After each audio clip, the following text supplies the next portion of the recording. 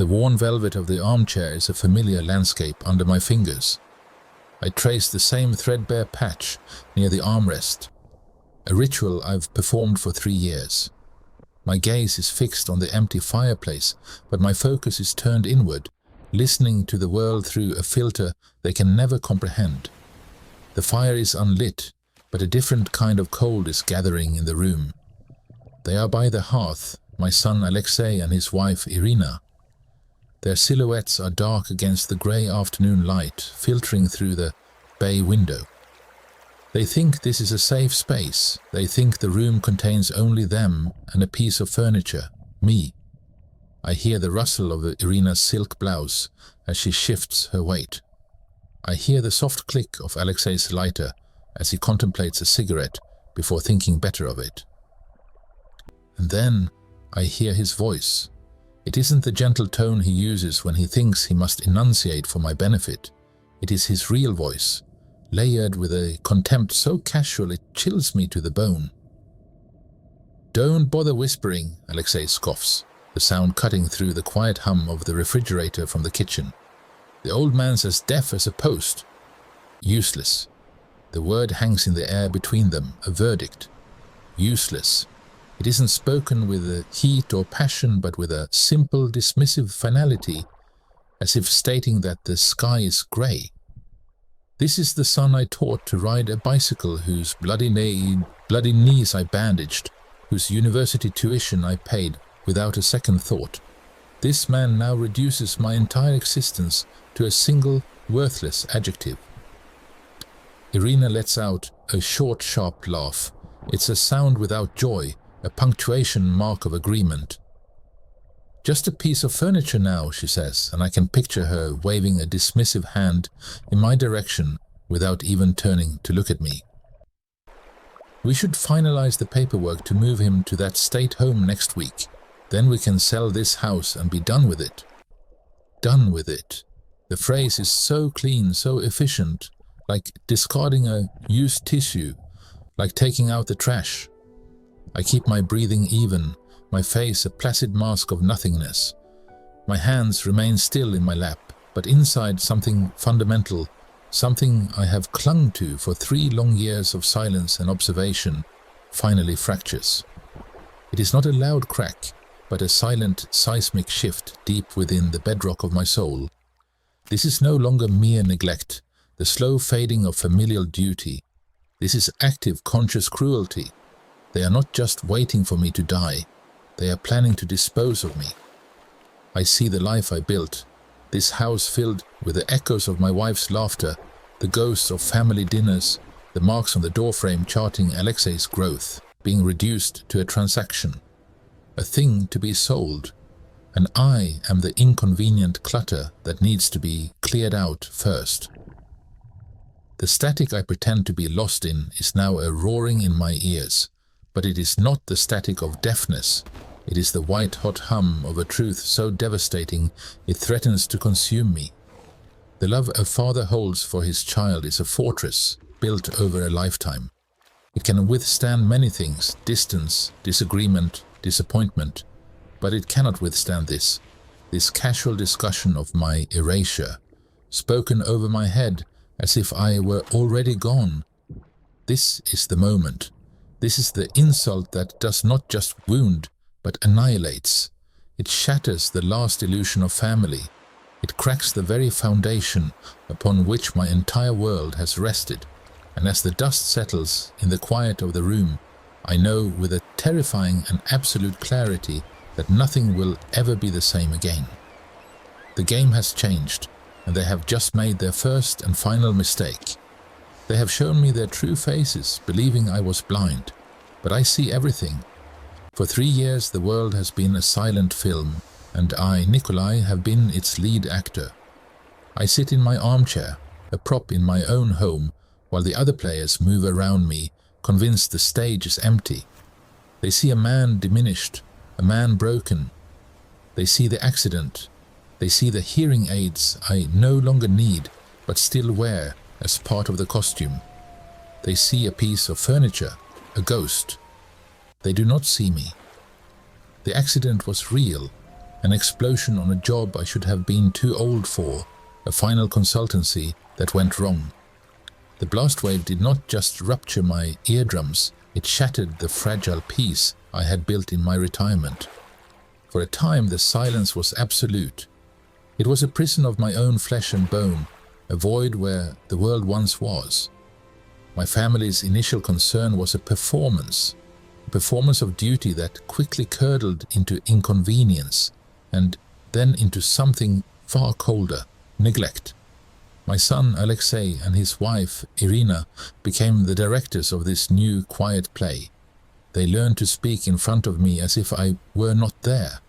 Their voices became gestures, their words mere shapes formed by their lips. I became an expert in the language of the body. A slight tightening around Irina's eyes when she looked at me was disdain. The way Alexei would pat my shoulder, a little too hard, a little too long, was not affection, but a test of his dominance, a confirmation of my weakness. They believe my mind has faded along with my hearing. They think the man who spent 4 decades in the service of the KGB, who broke hardened men, not with brutality alone, but with the exquisite torture of information and isolation, has been reduced to a simpleton who stares at walls. They are fools. My greatest weapon was never my strength or my voice. It was my patience, my ability to sit in a room with a traitor for 12, 14, 16 hours, saying nothing, until the pressure of the silence itself became an unbearable weight, and they confessed everything just to hear a sound, any sound other than the frantic beating of their own heart. This silence, this imposed deafness, became my new interrogation room, and my family, my own blood, became the subjects who did not know they were being studied. Then, 2 months ago, everything changed. A procedure arranged through old, discreet channels that have no names, only favors owed. A revolutionary surgery performed in a private clinic in Switzerland, the cost buried in accounts that haven't borne my name in 30 years. The bandages came off, and for the first time in 3 years, I heard the rustle of the nurse's uniform. It was a sound so sharp, so clear, it was almost painful. But the true test came when I returned home. I walked back into my silent film set, and now I could hear the soundtrack. And what a wretched, ugly soundtrack it was. I did not reveal myself. To do so would have been a tactical error of the highest order. In my old life, the moment a subject knew you could hear them, their behavior changed. They became guarded, they constructed lies. Number. The power was in their continued belief in my helplessness. So, I maintained the charade. I continued to stare blankly at the television's flickering static. I continued to let my gaze drift during conversations I could now hear with perfect clarity. And I listened. I listened to Alexei complain about the burden of my care, his voice a low, grating whine that I now had to force myself not to react to. I listened to Irina meticulously plan the sale of my wife's, my Anya's, belongings, her voice dripping with a covetous glee that made my fists clench in my pockets. I learned the rhythm of their disdain, the specific melody of their greed. The pity in their tone when they spoke at me was a lie, but the contempt in their voices when they spoke about me was the truest thing about them. This is the calm before the storm, but they have it backwards. They think they are the gathering tempest, that they are about to sweep me away, an irrelevant piece of debris. They do not understand that I am the storm. I am the atmospheric pressure building, unseen, until the very air is heavy with the promise of devastation. My skill is not merely hearing again. It is the strategic application of this new, old sense. It is the patience to let them weave the rope, to hand me every strand of their own conspiracy, confident that the old deaf man in the corner is no threat. They are writing their own confession, and I am the silent stenographer, recording every damning word. This is not a period of helplessness. This is the final quiet preparation for a war they do not yet know has begun. The board is set. The pieces are moving, and they are blind to the fact that I am the one who has been playing them all along. The silence I had cultivated for so long was no longer a shield. It had become a stage for their audacity. The quiet of my home, once a space for my own thoughts, was now filled with a new kind of noise, the sound of my life being systematically dismantled. It began subtly, a shift in the atmosphere, like the barometric pressure dropping before a storm.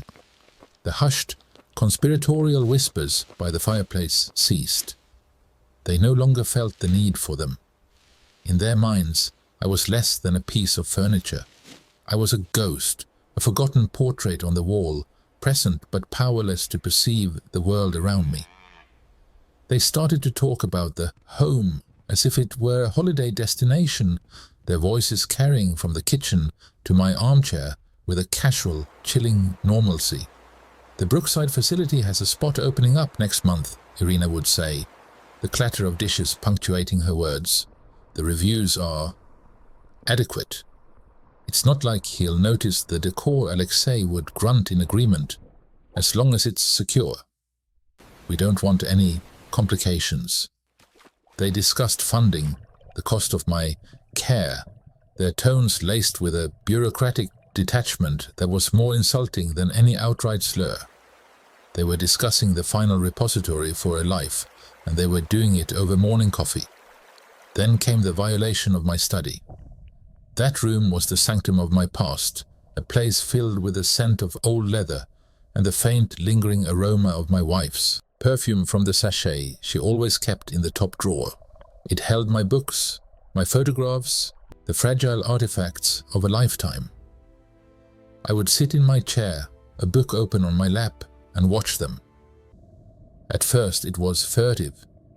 Alexei would enter, glance at me, and then quickly rifle through a drawer, his movements jerky with nervous energy. But as the days bled into weeks, their confidence solidified. They stopped glancing my way. They would have full-blown conversations in there, their backs to me. "The deed has to be here somewhere," Irina would mutter, her voice a sharp, greedy whisper. "He was always so meticulous." "Check the old filing cabinet again." "I've checked it 3 times, Alexei would snap back, the sound of a drawer being yanked open with force echoing in the quiet room. "Maybe he put it in a safety deposit box." "We need to find the will, too. We have to know what we're dealing with before we can file the paperwork with the home." Hearing them speak of my will, the document that outlined my final wishes, with such cold transactional intent, sent a chill through me that had nothing to do with the temperature. They weren't just planning for my future, they were planning for my end, and they were inventorying their expected spoils. The deepest cut, however, came on a Tuesday afternoon. I was in the living room, and Irina emerged from their bedroom holding my wife's velvet jewelry box. My heart seized in my chest. Anya had loved those pieces. A simple silver locket I gave her on our first anniversary, a pair of pearl earrings from her mother, a delicate bracelet that caught the light. They were not extravagant, but they were hers. They were memories made tangible. Irina didn't even try to hide it. She held it up for Alexei to see. "I'm taking these to the jeweler on Elm Street." He gave me a good quote. "This should cover the first 2 months at the facility. Easy." Alexei barely looked up from his newspaper. "Good. Do it. It's not like he," and he gestured vaguely in my direction, "has any use for them anymore. It's for his own good, for his own good." The phrase echoed in my mind, a hollow, grotesque justification for theft. They were selling the physical remnants of my love for Anya to fund my own imprisonment. They were erasing her too, piece by piece, converting our shared history into cash for their convenience. And through it all, there was Misha, my grandson, a bright, sensitive boy of 16 with his grandmother's eyes. He was the only flicker of light in the gathering gloom. He would still try to sit with me, to show me a drawing he'd done or talk about a book he was reading, but they began to intercept him. "Leave your grandfather alone, Misha," Irina would say, her voice sharp, pulling him away by the arm. "He needs his rest. You're just bothering him with your nonsense." "Don't disturb the old man," Alexei would echo, his tone final. "Go to your room." I would watch the confusion and hurt cloud Misha's face as he was ushered away from me. They were severing the last genuine connection I had, isolating me completely to make their final move cleaner, easier. They were not just taking my home and my possessions.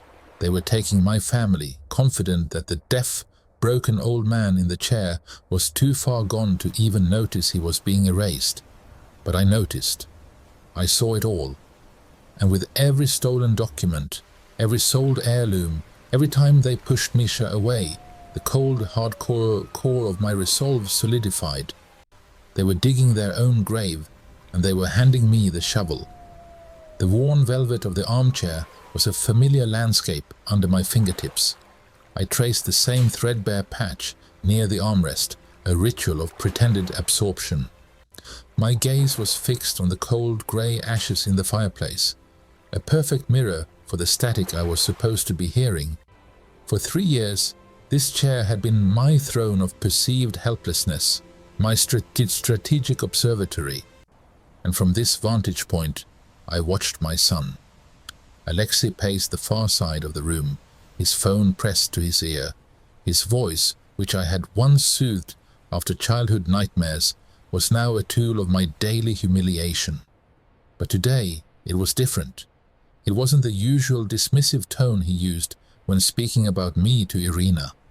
This was lower, more focused, a conspiratorial hush that was meant for only one other person. He thought he was safe. The deaf old man was, as always, lost in his silent world. I let my head loll slightly to the side, the picture of senile inattention, but my eyes, shielded by heavy lids, missed nothing. I watched the way his free hand clenched and unclenched, a nervous tic he'd had since he was a boy, trying to lie about breaking a window. I saw the tight set of his jaw, the way he glanced toward the door as if ensuring it was closed. This wasn't a casual chat. This was a report. The words began to filter into my restored hearing, each one a drop of ice water down my spine. Yes, the transfer is set for Tuesday. Transfer, such a sterile, bureaucratic word. It stripped the action of its violence. They weren't moving furniture. They were moving a person. Me. He listened for a moment, nodding, his back to me. And don't worry about any fuss from him. A dry, humorless chuckle escaped him. We'll just tell him it's a doctor's appointment. The cruelty of that lie was so simple, so elegant in its evil. They would use my trust, the last vestige of a son's duty, as the very lever to pry me from my own life. A doctor's appointment. They would exploit the concern I might still foolishly harbor for my own health, the inherent vulnerability of an old man, and twist it into a one-way ticket to oblivion. Then came the sentence, the one that changed everything. The one that wasn't just an insult or a plan, but a verdict. "Once he's in," Alexei said, his voice dropping to a near whisper that my newly attuned ears caught with perfect painful clarity. "He won't be coming out. The paperwork is airtight. The world did not slow down. It did not shatter. Instead, it crystallized. Every shadow in the room seemed to sharpen, every color to deepen. The faint scent of Irina's perfume from the hallway, the dust motes dancing in a sliver of afternoon sun, the steady, too loud tick of the grandfather clock in the hall. It all became part of a new, horrifyingly clear reality. He won't be coming out. It wasn't a retirement home. It was a prison. A final quiet box where they would seal me away, out of sight and out of mind, while they picked clean the bones of my life. The house my Katerina and I had built, the memories in every floorboard, the legacy I had foolishly thought would pass to my blood. The paperwork is airtight. He said it with such pride, such finality. This wasn't a spontaneous decision born of frustration.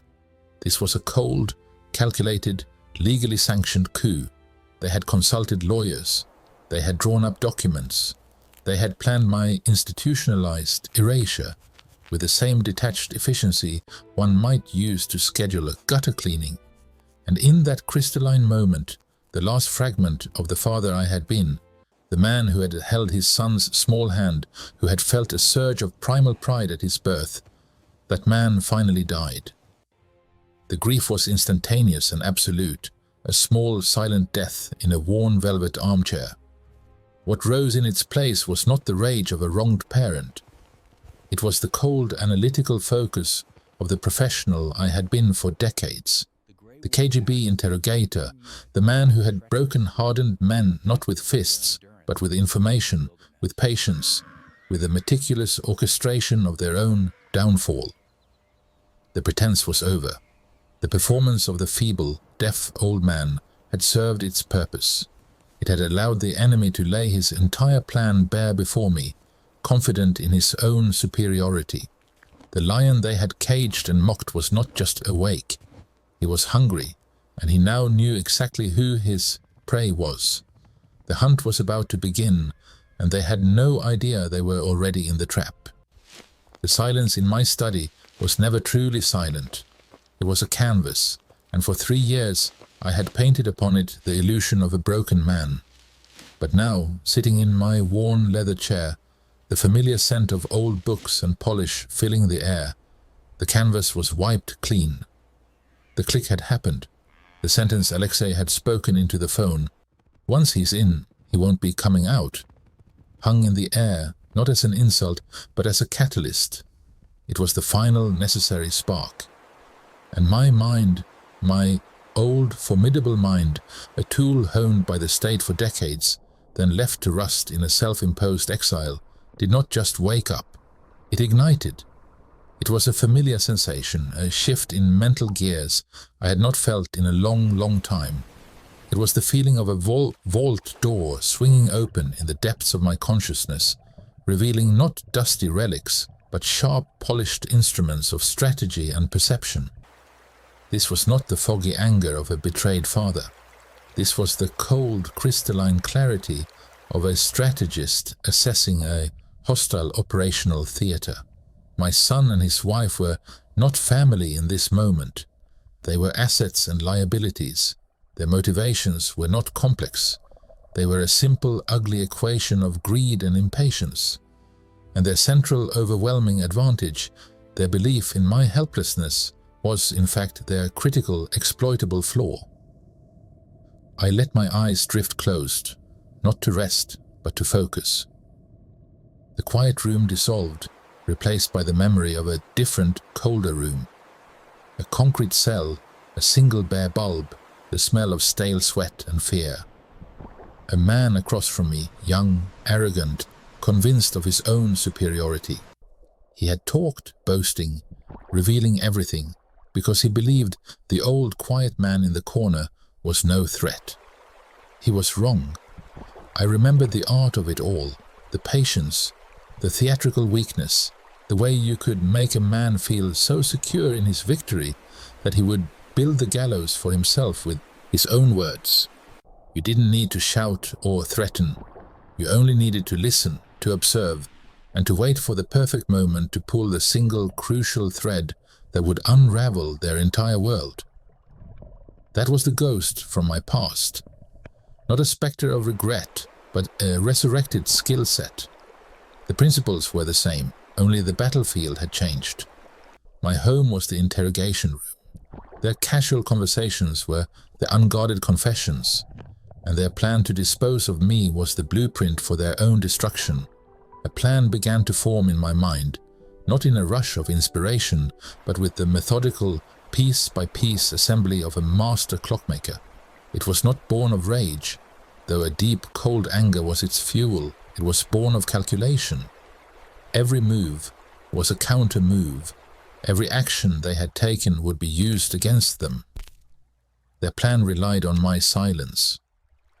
Very well, I would give them silence, but it would be the silence of a predator, not prey. I would continue my performance, the frail, deaf old man lost in his own world. I would let them speak, I would let them plot, and I would document every single word. Their belief that I couldn't hear was the key that would lock them in their own prison.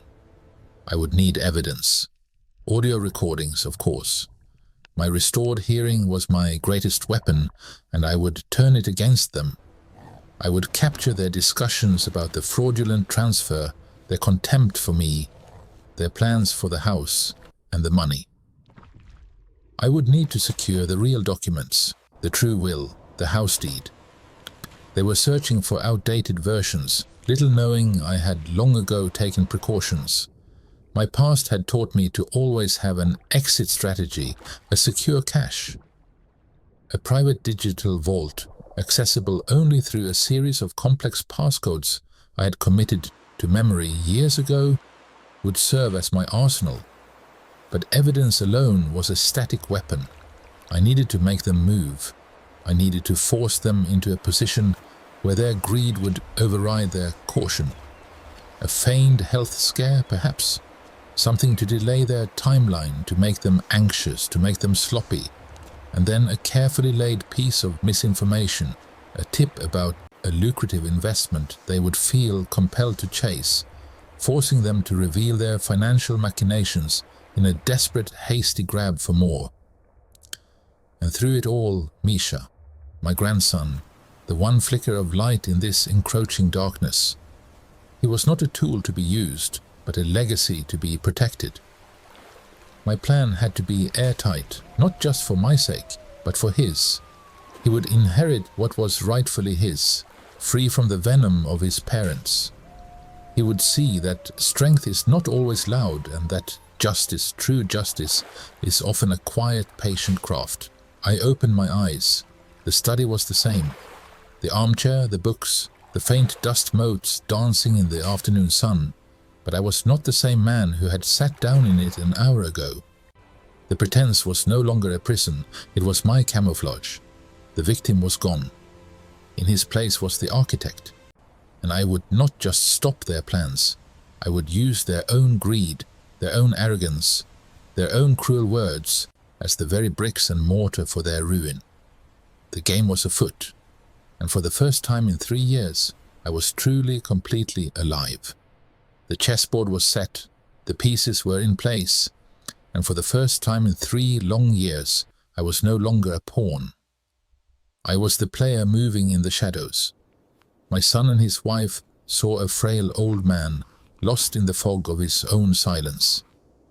They never saw the ghost from Lubyanka stirring in the armchair, his mind sharpening into a weapon honed by decades of psychological warfare. My countermove began not with a bang, but with the silent, meticulous application of a craft they could not comprehend. Phase 1 was intelligence gathering, the purest form of my old trade. I purchased a digital voice recorder, no larger than a thumbnail, from a discreet shop across town, paying in cash. It became my constant companion, nestled in the breast pocket of my cardigan, a silent witness to their treachery. I would sit for hours in my armchair, a book open but unread on my lap, my face a placid mask of vacant serenity. And I would listen. I documented everything. I captured Alexei's voice, laced with a contempt he no longer bothered to hide, detailing to Irina how the doctor at the state home had been persuaded to sign the transfer papers. I recorded Irina's cold, calculating laughter as she discussed the real estate agent's appraisal of the house, a figure that made her eyes gleam.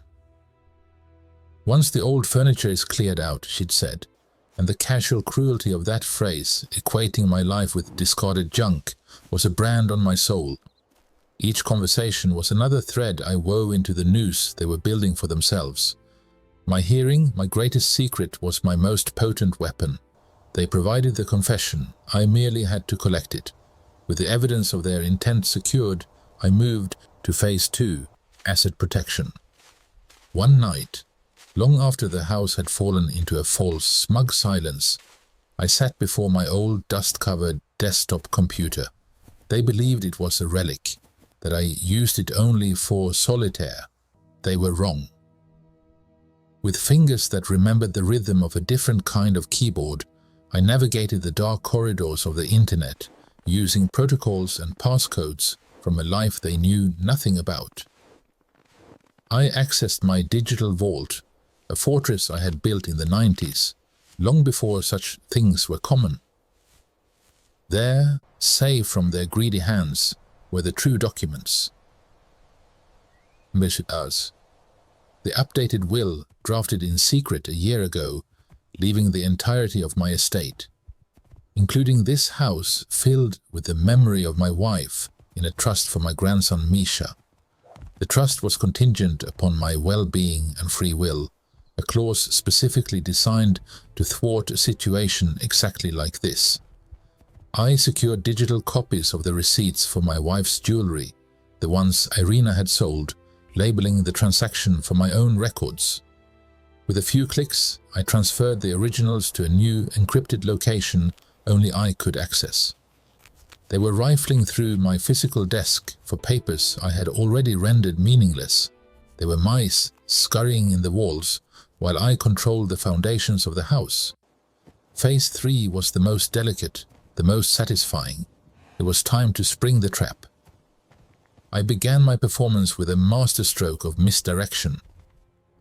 One evening, as Alexei was explaining, loudly and slowly as if to a child, that I would be going to a new doctor soon, I let my body go slack. I allowed a cup of tea to slip from my hand and shatter on the floor. I clutched my chest, my breathing becoming a ragged, shallow pant.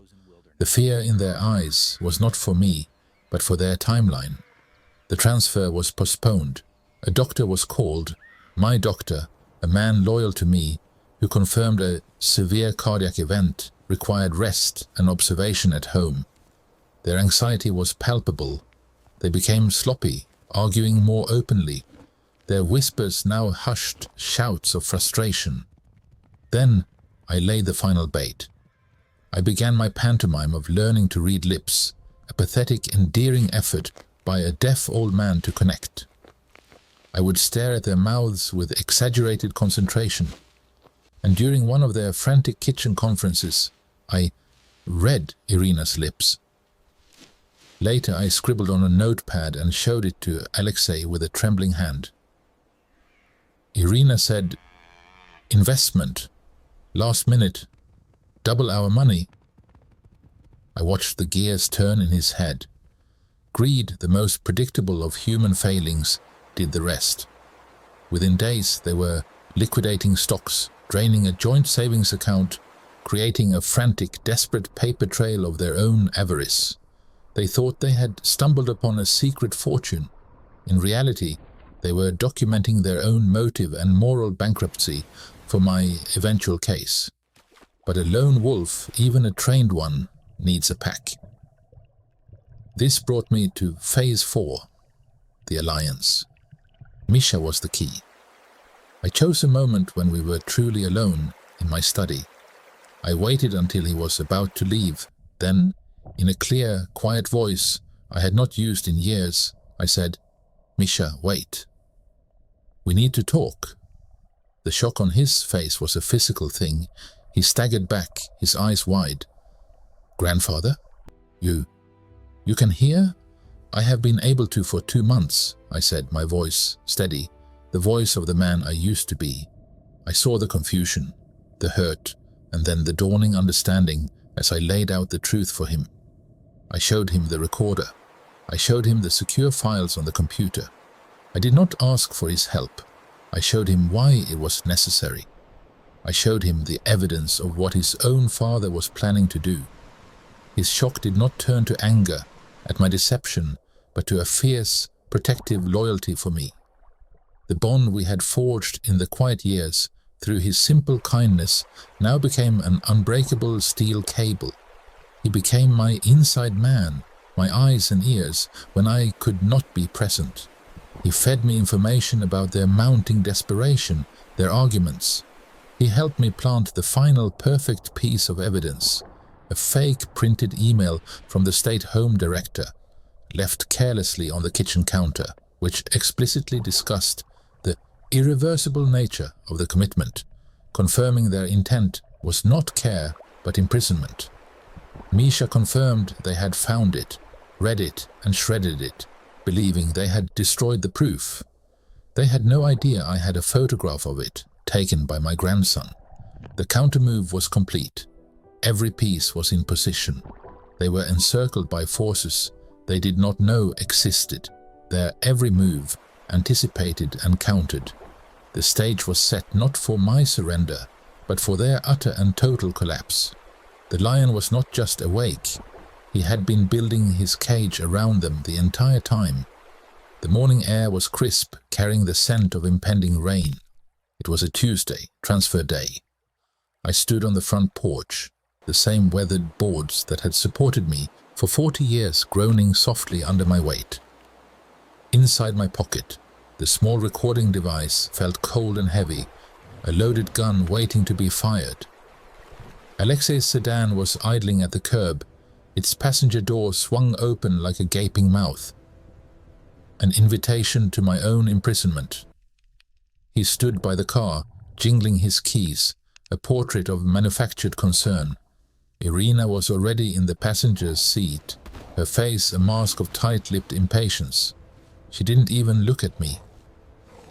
"Come on, Papa," Alexei said, his voice dripping with the same patronizing tone I'd endured for 3 long years. He gestured toward the car. "We don't want to be late for your appointment." I didn't move. I let the silence stretch, watching him. I saw the flicker of irritation in his eyes, the subtle shift in his posture from coaxing to commanding. He was so sure of his control. He saw a frail old man, confused and stubborn. He saw the piece of furniture he and his wife so casually discussed discarding. He took a step closer, his voice hardening. "Papa, don't be difficult. Get in the car." This was it. The precipice. For 3 years I had lived in their constructed reality, a silent ghost in my own home. I had absorbed their insults, their greed, their casual cruelty. I had let them believe I was less than nothing. And now the performance was over. I lifted my head, my spine straightening from its habitual stoop. The years seemed to fall away, not from my body, but from my spirit. I met his gaze, and for the first time in years, I did not look away. I looked into him. I saw the boy I'd taught to fish, the young man I'd counseled, and now the stranger who saw me as an obstacle. My voice, when it came, did not crackle with age or uncertainty. It was the voice I had used in interrogation rooms beneath Lubyanka, the voice that could strip a man to his core. It was clear, low, and carried an absolute, unassailable authority that echoed in the quiet street. "The only place I'm going, Alexei," I said, enunciating every word with glacial precision, "is to my lawyer's office." The effect was instantaneous and profound. The color drained from his face so completely, it was as if his very lifeblood had retreated in shock. His jaw went slack, the keys stopped jingling. He stared, his brain struggling to reconcile the commanding figure before him with the deaf post he believed me to be. It was more than confusion. It was a fundamental shattering of his entire worldview. From my pocket, I drew the small black device. My thumb found the button. I didn't look at it. I kept my eyes locked on his, and then their own voices filled the space between us. Irina's laugh, light and cruel. "Just a piece of furniture now." Alexei's voice, dismissive and cold. "Don't bother whispering." The old man's as deaf as a post, useless. Then the phone call, his voice slick with conspiratorial confidence. "Yes, the transfer is set for Tuesday. Once he's in, he won't be coming out. The paperwork is airtight." I watched the horror bloom in his eyes as he heard his own treachery played back to him. It was one thing to speak those words in the assumed safety of my deafness. It was another to hear them echoed back in the cold light of day, a permanent, damning record. I let the recording play for another 30 seconds, a curated selection of their greatest hits. The discussions of selling the house, the callous remarks about the state home, the planning of their new life funded by my dispossession. When I stopped it, the silence that followed was louder than any explosion. "And the paperwork you find so airtight?" I continued, my voice still that calm, relentless river. "The will you've been searching for? It's null and void. The true updated copy is secured in a digital vault, leaving this house and every remaining asset in a trust for Misha, a trust contingent upon my well-being. You see, attempting to imprison me for my money tends to invalidate one's inheritance." I took a slow step forward. He took an involuntary step back, bumping against the side of the car. "The deed to this house," I said, gesturing to the structure behind me, "the home where I'd raised him, where his mother had drawn her last breath, is also secure. You will not be selling it. You will not be setting foot in it again without my express permission, which you will not receive." I could see Irina now, frozen in the passenger seat, her hand clamped over her mouth, her eyes wide with terror. "And your mother's jewelry," I said, my gaze shifting to her for a brief, chilling moment before returning to Alexei. "The pieces you sold for my care. I have the receipts. I have the records of the transactions. That was not your property to sell. That was theft. The lawyers will be discussing that as well." I let the weight of it all settle upon him, the meticulously constructed house of cards he had built, believing the foundation, my helplessness, was solid, was collapsing around him in a heap of his own recorded words and secured documents. The final devastating realization dawned in his eyes, replacing the horror with a kind of hollow, terrified understanding. It wasn't just that I could hear. It wasn't just that I had outmaneuvered him. It was that I had always been listening. I had heard every whispered plan, every scornful laugh, every calculated move. His confidence, his sense of control, had been an illusion I had permitted him to have. While he saw a broken old man, I had been the architect in the shadows, laying the traps, gathering the evidence, waiting for the perfect moment to spring them. The silence stretched. The only sound was the idle purr of his car engine and the ragged sound of his own breathing. The predator had become the prey. The son who thought he was disposing of his father now stood exposed, defeated, and utterly powerless. I was no longer the victim. I was the judge, the jury, and the executioner, and my verdict was silence. I simply stood there watching him, letting him drown in the terrifying truth. I was always in control. The silence that followed the echo of their own treacherous words was thicker and heavier than any I had endured in my 3 years of feigned deafness. It was a physical weight in the room, pressing down on them, suffocating their excuses before they could even be born. Alexei's face, which had been a mask of patronizing impatience just moments before, was now a canvas of pure, unadulterated shock. The blood had drained from his features so completely he looked like a marble statue, cold and lifeless, his mouth slightly agape. Irina took a half step back, her hand fluttering to her throat, as if she were choking on the reality I had just force-fed them. I did not move. I simply stood there, my hands now resting calmly at my sides, the small recording device feeling insignificant in my pocket, yet it had contained the power to shatter their world. I let the silence do its work. I let them marinate in the horrifying realization that every whispered plan, every cruel joke, every confident discussion of my disposal had been heard, recorded, and meticulously catalogued by the man they believed was little more than a piece of furniture. "Papa," Alexei finally managed, his voice a broken, strangled thing. It was the first word he had spoken to me as a son, and not as a warden, in years. There was no anger in it yet, only a dawning, gut-wrenching terror. I did not answer him. Instead, I reached slowly into the inner pocket of my jacket and withdrew 2 envelopes. The movement was deliberate, calm, the action of a man who has already won the war and is merely presenting the terms of surrender. I held them out. Alexei's eyes were locked on the papers, wide with a kind of superstitious dread. He took them with a hand that trembled slightly. He fumbled with the first envelope, pulling out the document. It was the new will. I watched his eyes scan the first few lines, his face tightening as he saw Misha's name listed as the sole beneficiary. The trust structured in such a way that it was irrevocably tied to my continued well-being and residence in this house. He saw the legal fortress I had built, a fortress constructed with the very bricks of their own greed. This can't be," Irina whispered, peering over his shoulder, her voice a ragged scrape. "It is notarized and has been held by my attorney for weeks," I said, my tone flat, devoid of the emotion that was surely churning inside them. "The previous version, the one you were so eagerly searching for, is null and void." Alexei's gaze flickered to me, a flicker of the old contempt trying to ignite. "You tricked us." "You lied."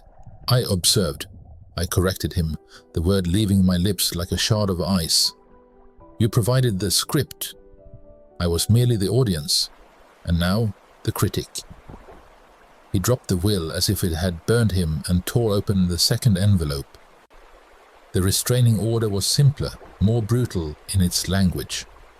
It outlined the harassment, the attempted fraudulent transfer, the emotional abuse, all supported by the evidence Misha and I had compiled. It forbade them from coming within 500 feet of me or this property. "You can't do this," Irina said, her voice rising into a hysterical pitch. "This is our home. We have rights." "You forfeited those rights the moment you decided I was a burden to be discarded," I replied, my gaze steady on her. "You have 1 hour. You will take your personal effects and you will leave. Anything remaining will be considered abandoned and disposed of.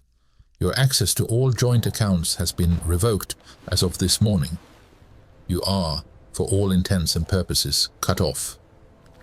The finality of it all seemed to crush them. The financial rug pulled out from under them, their inheritance vanished, their plan in ruins, and their dignity stripped away on the doorstep of the very house they had coveted. There were no more words from them. What could they possibly say? They had been outmaneuvered by the useless old man, checkmated by the deaf post. The psychological blow was absolute. They moved through the next hour like ghosts. I did not watch them pack. I returned to my armchair, the same one I had occupied during the original insult, and I sat. I did not pretend to be deaf. I listened to the sounds of their defeat, the hurried, frantic footsteps upstairs, the zipping of suitcases, the hushed, panicked arguments that were too low for me to make out, and which no longer mattered. Misha stood by the front door, a silent sentinel, his young face set in a grim line of disappointment and resolve. When they finally emerged, dragging their luggage behind them, they could not even look at me. They walked past my chair, out the front door, and into the indifferent afternoon light. Misha closed the door behind them, and the soft, solid thud of the heavy oak was the most profound sound I had heard in years. The house was quiet again, but this quiet was different. The silence of the last 3 years had been a cage. This silence was a throne. It was a peace I had not been given, but one I had taken back through cunning and will. It was the quiet of a battle ended, of a legacy secured, of a home reclaimed. I took a deep, slow breath, the first truly free breath I had taken since the day my son had first looked at me and seen an obstacle instead of a father. The war was over, and I had won. The silence in this house is different now. It's no longer the heavy, suffocating quiet of isolation, but a peaceful, earned stillness. The kind that settles in after a long and brutal storm has finally passed. Months have drifted by, each one layering a new kind of memory over the old painful ones. The ghost of my wife, Anya, no longer feels like a sorrowful presence here. Instead, her spirit seems to have returned, content watching over the home we built together, now filled with the life it was always meant to have. That life is Misha. He moved in shortly after everything happened, bringing with him the chaotic, beautiful energy of youth. His textbooks are scattered across the dining table that was once a stage for whispered conspiracies. The sound of his laughter, genuine and unforced, echoes in the halls where I once only heard contempt. We have rebuilt our relationship, not from the ashes, but from the solid, honest foundation of mutual respect. He knows everything now, about my past, my restored hearing, the entire intricate counter-operation I executed. He doesn't look at me with pity or see a frail old man. He sees his grandfather, and I see in him the future I fought to protect. We talk for hours. He asks me about my time in service, not the dark parts, but the tradecraft, the psychology of patience, the art of observation. I teach him what I know, and in return, he teaches me about the world as it is now. He showed me how to set up a proper, secure digital foundation for the charity, the Nikolai Foundation for Elder Dignity. It's more than just a name on a letterhead. It's my penance and my purpose. We use the resources I secured, the house is mine, the assets are mine, all held in a trust for him, to fund legal aid and advocacy for those who are being pushed aside, deemed useless by their own families. We've already helped a dozen people fight back against predatory relatives and fraudulent guardianships.